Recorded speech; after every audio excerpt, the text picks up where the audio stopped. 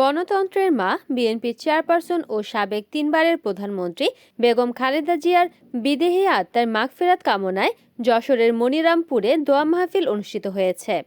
মনিরামপুর উপজেলা ও পৌর বিএনপির আয়োজনে রবিবার বিকেলে উপজেলা বিএনপির কার্যালয় চত্বরে দোয়া ও মিলাদ মাহফিল অনুষ্ঠিত হয়। দোয়া অনুষ্ঠানে প্রধান অতিথি হিসেবে উপস্থিত ছিলেন মনিরামপুর উপজেলা বিএনপির সভাপতি ও আসন্ন ত্রয়োদশ জাতীয় সংসদ নির্বাচনে যশোর ৫ মনিরামপুর আসনে স্বতন্ত্র সংসদ সদস্য প্রার্থী আলহাজ অ্যাডভোকেট শহীদ মোহাম্মদ ইকবাল হোসেন।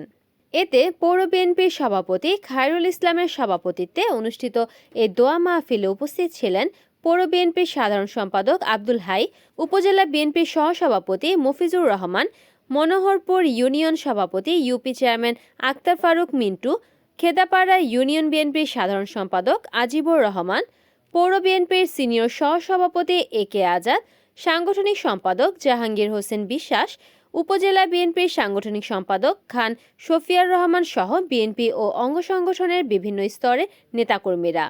দোয়া মাহফিলে বেগম খালেদা জিয়ার রুহের মাগফিরাত কামনা এবং দেশ ও জাতির কল্যাণে বিশেষ মোনাজাত করা হয়। রিপোর্ট করেছেন যশোর প্রতিনিধি উত্তম চক্রবর্তী, NN টিভি।